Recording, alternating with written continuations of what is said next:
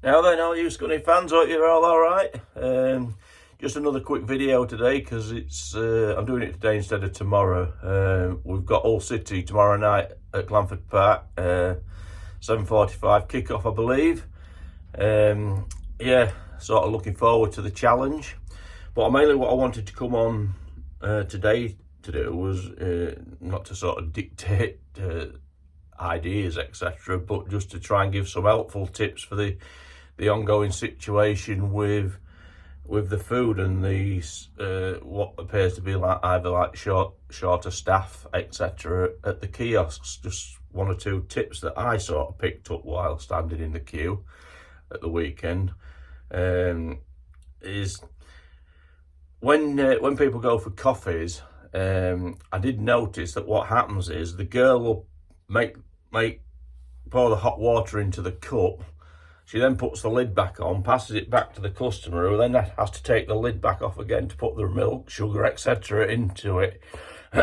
Just a way that could save a minute or so maybe per customer, is to hand the coffee without the lid on and let the customer put their own lid back on once they've put that would save a few seconds or a minute maybe per customer.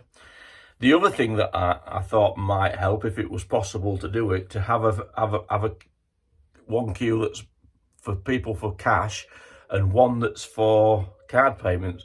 Because I did notice the girl doing the card payment seems to spend a lot of time.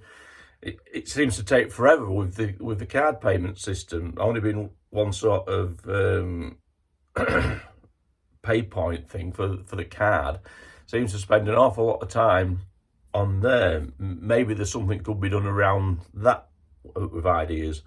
I don't know whether it's best to encourage people to maybe go with cash as opposed to card payments. I don't know. I do think it's maybe a little bit quicker when you pay with cash than it is with the card. Again, it could save a few seconds, etc.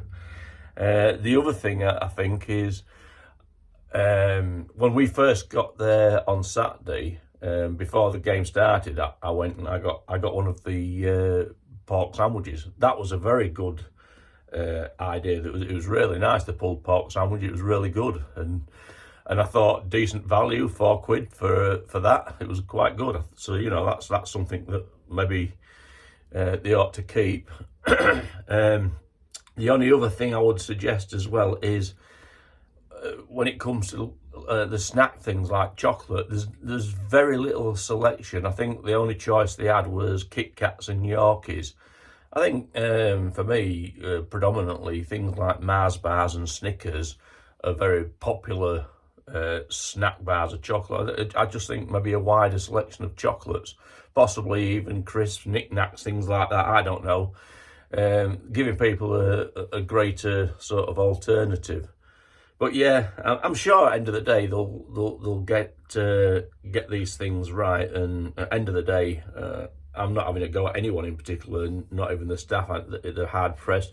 Sometimes I suppose it's hard to decide how to cater for people when you don't know how many people there's going to be, and you're conscious of not wanting to waste a lot of stuff. If you're defrosting things, and I don't know.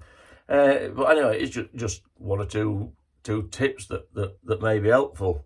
I've got to say, when we played at Winterton, which is my sort of hometown, I've got to say they did a steak pie, chips and peas thing at their ground, and wow, it was awesome. It was really nice. It was nice food. It was really enjoyable. And so yeah, so some of these smaller clubs can do it. I'm sure Scunthorpe United can get it right. It might take a little bit of time. We all have to be a little bit patient. I'm sure Dave Hilton's on the case, but he's got a hell of a lot to do.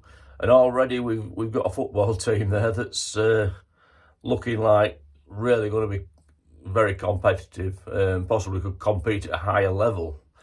So yeah,